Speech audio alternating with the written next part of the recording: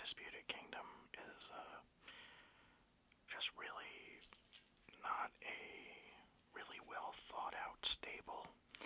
And I think that if they were to do that gimmick and everything, I would have waited until Adam Cole was recovered, because I just feel like without him, they're just kind of there.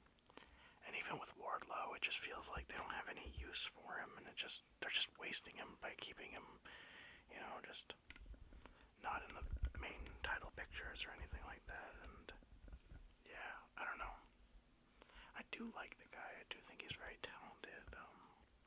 It's just more or less he needs a mouthpiece, though, because he does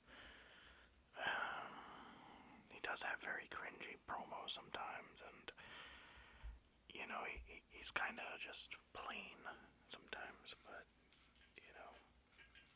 I liked him when he was finally getting out from under MJF. But realistically, like, even the idea that they were saying originally when it was like, oh yeah, Wardlow's gonna chase after the World Heavyweight Championship and take it from MJF, and then, he's gonna deliver it to Adam Cole, that just felt like that went nowhere. I also feel like Adam Cole's another person that's just completely wasted in AEW. I was so excited when he was, coming in, and then just, they didn't really do anything with him, and I know he got injured, but still, even prior to the injury and stuff like that, they were going to do certain things with the Elite and, the members of Undisputed Era. But then Adam Cole and Kyle O'Reilly went on the shelf, and then, Bobby Fish was gone literally less than a month later, or literally at the end of the month, I think. And I just feel like the Undisputed Kingdom just doesn't live up to what Undisputed Era is or was, and I'm just not a fan of any of it. I really don't care for it, and it just wastes all the people in the stable. It really does. And even Wardlow, I just feel like Wardlow is just, it's really beneath him to do that. And yeah. Anyway, let's get into his accessories. So in terms of accessories, Wardlow really only has the one accessory, which is the TNT Championship.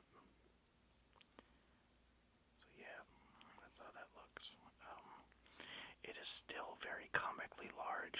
I hope that they do make a newer one, but yeah.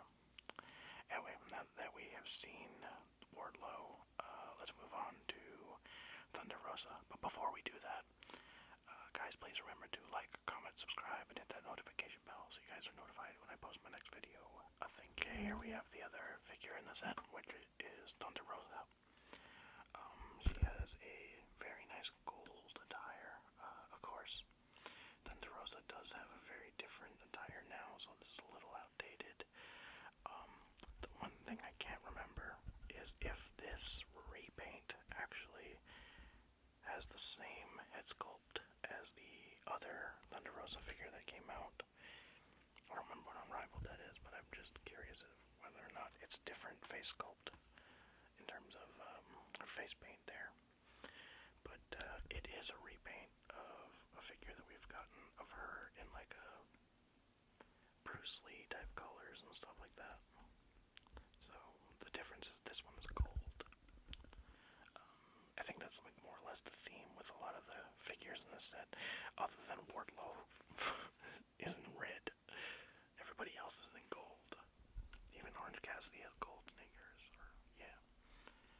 But this is the champion set. But I do like the gold. Don't get me wrong, I do. I do very much like it. I do think it's a very nice gold on her. To quote Austin Powers, I like gold. Yeah, it is very nice. But I would have said I wish they went with a different attire. I always like blood and guts figures, but one of the things I don't like about the blood and guts figures is it's ironic. It's the blood. I think that I would like if they came with some torso that wasn't completely covered in blood, or like face paint or head sculpts that aren't completely soaked in blood. Just because, I want to be able to have like a blood one and a regular one, and I would have just liked if that was the case, but it's not. I'm also seeing less and less AEW figures on the shelves. I think that was something that I recently picked up on, is that there isn't a lot of them in the market. I think the only one that I saw was today. I saw the Britt Baker Target exclusive one, and the one that I am really looking for very much so is the MJF with Jon Moxley. And it's more or less just because I want that Jon Moxley. And the MJF comes with a cloth goods robe, I believe, which is really nice. And it's from, it was when they faced off for the AEW Championship, and that's when MJF won it, because William Regal turned heel before leaving the company. But anyway, let's get into her accessory. In terms of an accessory, she only really comes with this, but it's more or less not a this type of thing. It is a first time in a line AEW Women's Championship, the newer one. Is this first time in the line, or is that Jamie Hayter or Toni Storm? One of them came with this before, or is this the first time? I don't remember, but this is my first time owning this one. I hated the original design of the AEW Women's Championship, so I can't wait to get rid of that in my own collection. But yeah, this is the Women's World Championship from AEW. I really do like the design of that championship. But yeah. Now what we're going to do is we're going to move on to both figures' articulation. Okay, so in terms of articulation, you can rotate his head all the way around. Go up and down, because he does have articulation there. Go that far to the side, go all the way around, and bend about that far. Doesn't want to stand straight, but there you go. That's the typical AEW ab crunch. Kick that far to the side. That's the one thing I will give AEW figures, that the articulation is so much better than WWE, I swear.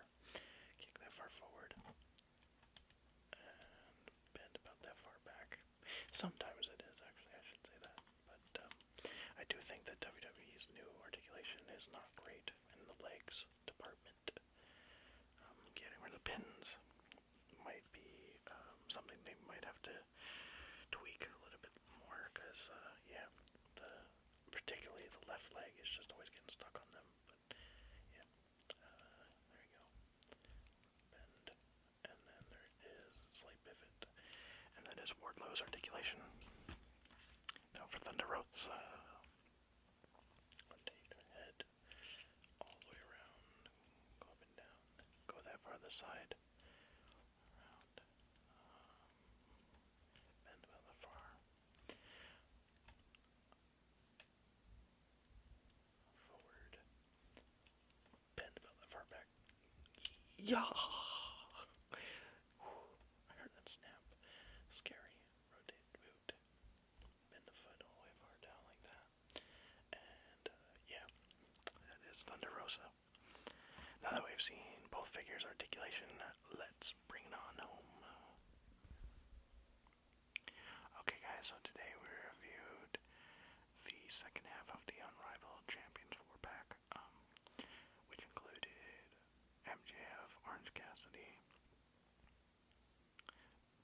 and Wardlow, and Thunder Rosa. I would absolutely say if you guys can still get your hands on this, just because you do want to get these championships, I would say definitely do your best to get it. Try your best to get it if they still have it. It's an Amazon exclusive. And I do think that the 4-packs are a good tell of, what's to come. And I'm looking forward to, more figures that are coming out. Actually, I do believe it's Comic-Con this weekend. I should talk about the figures that I am looking forward to getting, because I know they usually do reveals, so yeah. Anyway, that's gonna pretty much do it for me today. enjoyed this, and I would definitely say the one thing that is a con for me is a lack of accessories. I would have liked more accessories. I also would have maybe liked a little bit more head sculpts with these figures, but nonetheless, it is a good set. And yeah, this is Bloodsay, and peace.